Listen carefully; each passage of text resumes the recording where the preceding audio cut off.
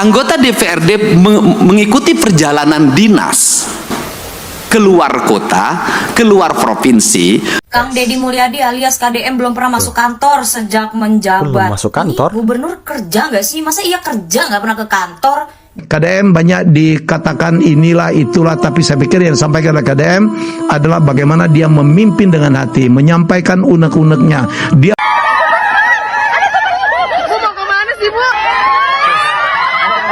Prabowo, para menteri pasti terkejut melihat pidato Kang Deddy Mulyadi ini.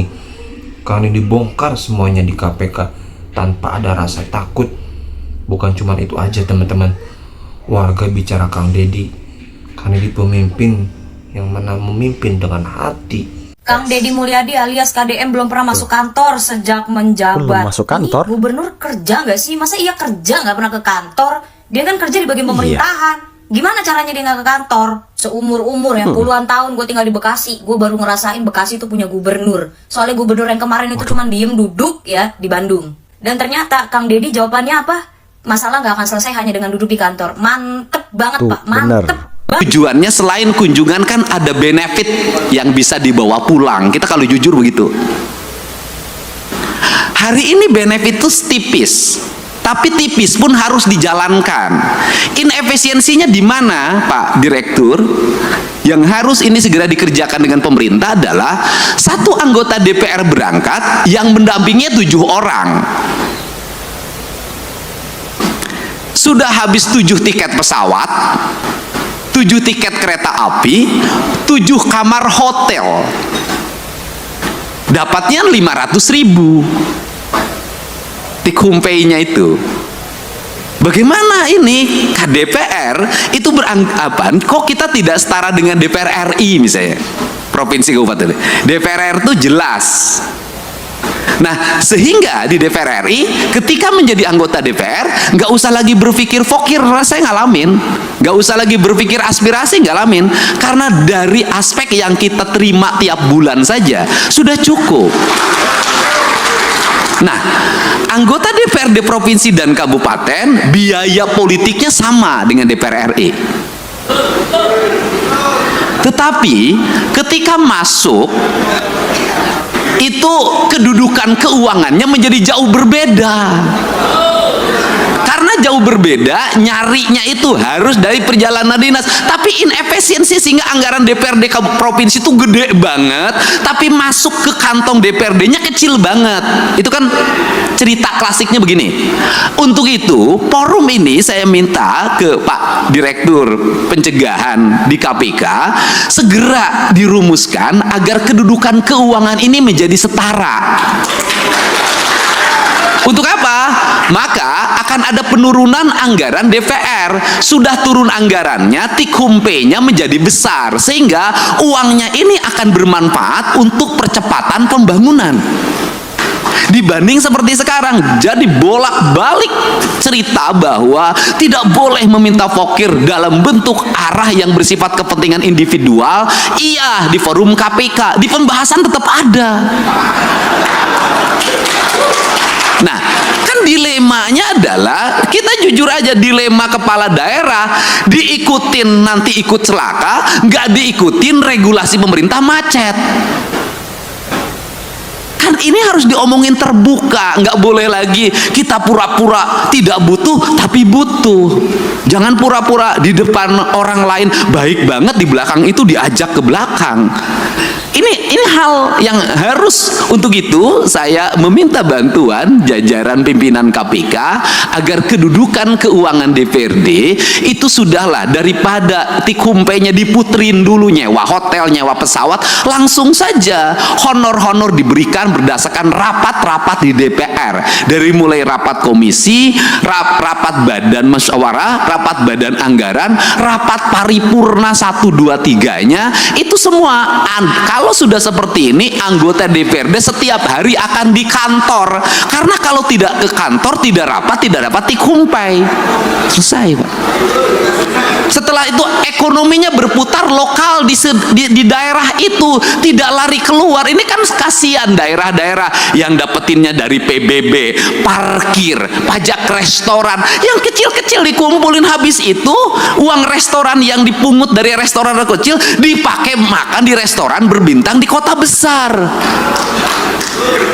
Ini harus segera dibenahin kalau negeri ini ingin baik. Nah, kelemahan dari DPRD provinsi dan kabupaten tidak bisa membuat aturan sendiri. Karena seluruh aturannya dibuat oleh kementerian. Beda dengan DPR RI, bisa ngundang kementerian, langsung aturannya bisa direvisi. Itu bedanya. Modalnya sama, kedudukannya berbeda. Ini pertama. Yang kedua, di internal birokrasi ada inefisiensi birokrat. Apa itu? Jumlah pejabatnya banyak. Jumlah orang yang memiliki golongan 4B, 4C, 4D-nya itu banyak. Di provinsi, orang yang sudah punya jabatan itu nggak bisa kayak di kepolisian langsung menjadi perwira diparkirkan. Dia akan gugat ke PT UN, harus punya jabatan. Karena dia harus punya jabatan, walaupun merit system itu kan administrasi, merit system itu bekerja itu kan bukan pada wilayah angka, pada wilayah eksekusi. Nah, akhirnya di hampir semua pemerintah daerah itu memiliki struktur jabatan yang sangat banyak, memiliki jumlah pejabat yang sangat gemuk. Kemudian juga sistem pengelolaan birokrasinya, tunjangan terhadap pegawainya adalah tunjangan kinerja. Ini inefisiensi keuangan yang sangat luar biasa. Itu terambil dana untuk pembangunan, untuk itu sangat besar, hampir 60%. Dan yang paling utama adalah hari ini kita harus tahu semua orang bahagia lewat apa? Laporan administratif yang bersifat digital. Akhirnya tukin-tukin itu hanya ditukerin dengan foto, dengan video. Tukin dengan foto dan video yang tidak berbasis praktis dan kebutuhan publik itu memiliki dampak yang luas terhadap rendahnya layanan birokrasi. Nah, kalau bicara rendahnya layanan birokrasi, apa sih yang dituntut oleh masyarakat terhadap pejabat publik? Ceritanya itu tidak panjang mereka itu. Satu, mereka pasti bercerita pengen punya jalan yang baik. Dua, pasti pengen punya cerita, punya layanan kesehatan yang memadai. Semakin dipilih oleh rakyat, maka rakyat ingin selalu free.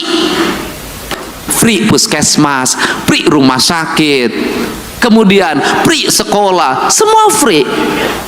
Seluruh free ini juga, mohon maaf, tidak berbanding terbalik dengan perilaku publik. Satu sisi negara mengeluarkan uang sedemikian besar untuk layanan publik, tapi publik juga tidak punya kesadaran untuk membangun postur dirinya. Saya berikan contoh, negara memberikan layanan terhadap layanan pendidikan free dari SD sampai SMA, terutama di sekolah pemerintah. Free.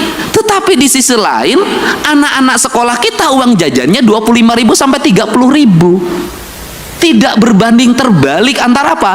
Peningkatan ekonomi rakyat dengan beban belanja pemerintah yang tinggi. Akhirnya beban pemerintah belanja yang tinggi, rakyatnya juga tidak berikan edukasi untuk melakukan efisiensi dalam hidupnya. Akibatnya laju pertumbuhan ekonominya rendah dan konsumtif. Nah, hari ini tuntutan negara itu hanya mengarah pada pejabat negara. Selalu katakan ganti pemerintah, ganti gubernur, ganti bupati. Kalau menurut saya, dalam analisis saya, rakyatnya juga harus diganti.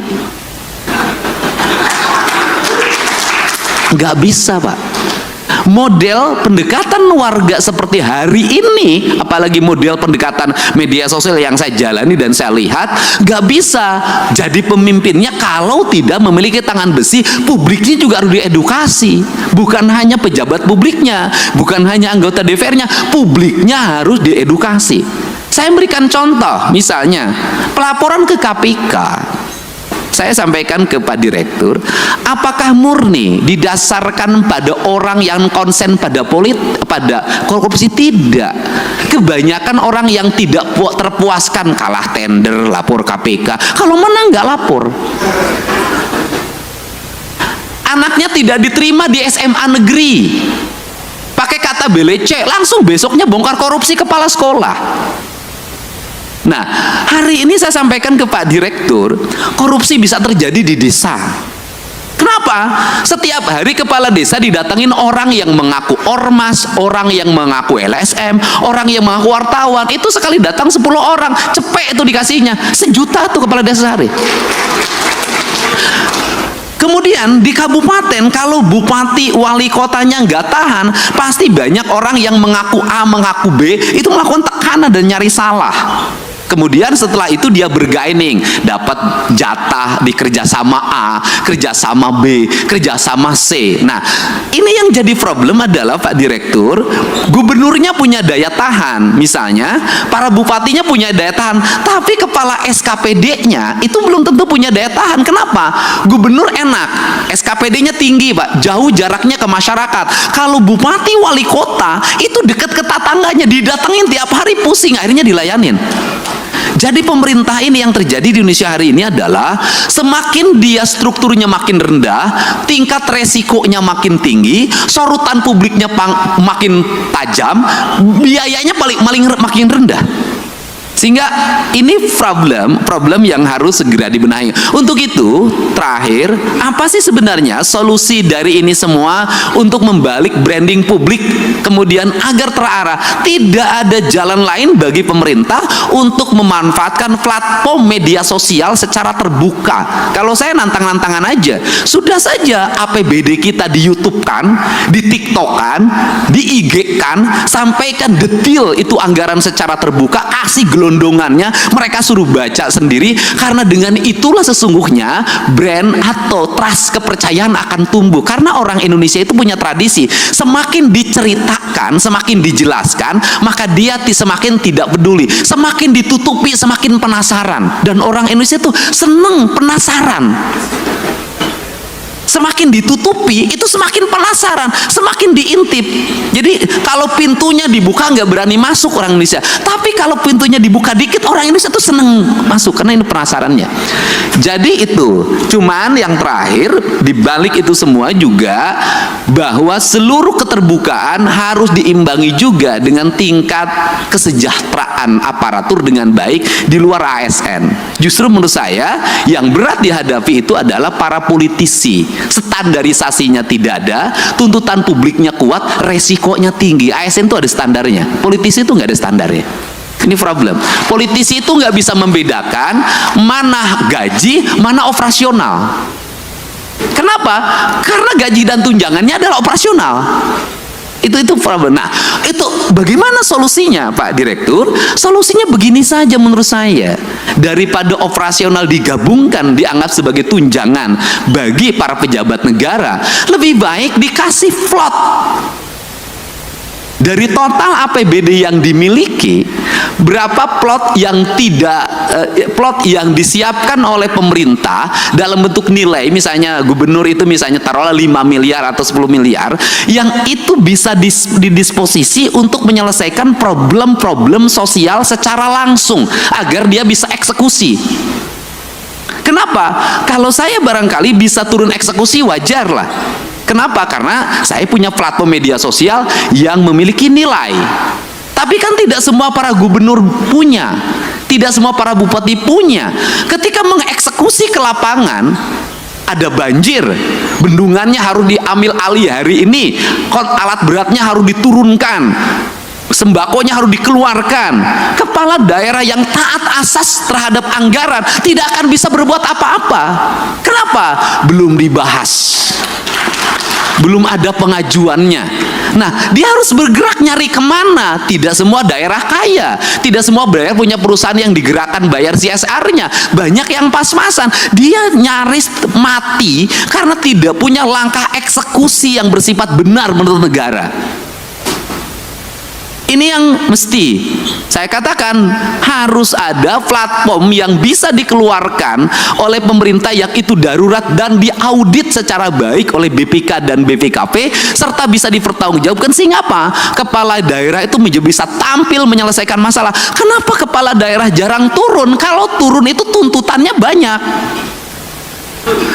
Kalau nengok banjir nggak cukup di banjir, sembakonya, penanganan mesinnya, segala macam. Nah, kepala daerah yang tidak siap dengan fiskal tunai itu nggak mungkin. Yang kemarin aja belum balik, apa harus keluar lagi? Kan itu loh. Nah, ini fakta-fakta yang mesti didiskusikan bersama, karena tugas pencegahan adalah mencegah seluruh aparat pemerintah untuk tidak berbuat yang bersifat koruptif dengan cara membuat ruang fiskal agar para kepala daerah memiliki kecukupan fiskal untuk menyelesaikan setiap problem publik yang terjadi. Barangkali itu pengantar dari saya. Semoga pertemuan ini menjadi pengantar dan pencerahan, dan kita menginginkan tidak ada satupun orang yang menjadi pejabat negara ingin dipanggil oleh direktur penyidikan. Tidak ada. Semuanya ingin diundang oleh direktur pencegahan. Enaknya direktur pencegahan tuh bisa senyum-senyum, bisa pegang-pegang, bisa peluk-peluk. Kalau Pak Ujang direktur penyidikan nggak akan sebaik ini. Gitu loh. Untuk itu saya ucapkan terima kasih. Saya mohon maaf yang sebesar-besarnya. Mudah-mudahan platform media sosial kita sekali lagi bisa dimanfaatkan untuk menampilkan seluruh anggaran publik kita secara baik, dan rakyat bisa mengakses dan membacanya detail anggaran itu.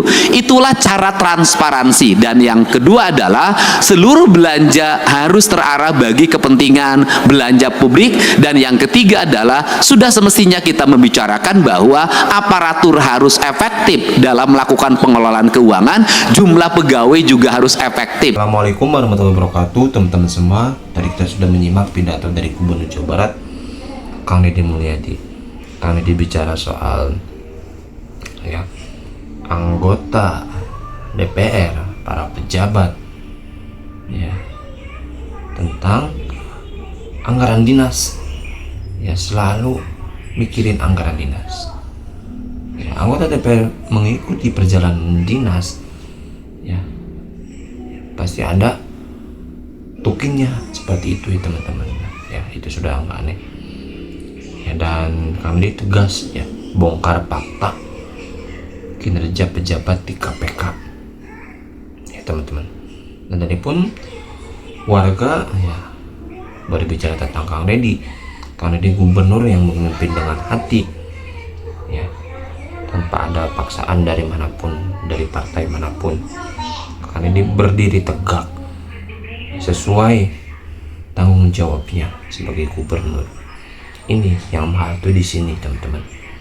Yang mahal di sini yaitu pemimpin yang mana nggak takut dengan siapapun, baik itu partai dan yang lainnya ya, yang mengusung beliau menjadi gubernur, dan beliau nggak takut. Ya, masyarakat ya sungguh di situ banyak yang sukanya ya teman-teman. Tadi pun ya Kang Deddy kenapa nggak ke kantor? Kenapa ya Kang Deddy ke lapangan lah, bekerja di lapangan ya, seperti itu ya teman-teman. Semoga Kang Deddy mulai sehat selalu ya teman-teman. Oke, semoga ada manfaatnya video ini. Terima kasih yang sudah nonton. Sampai berjumpa di video. Assalamualaikum warahmatullahi wabarakatuh.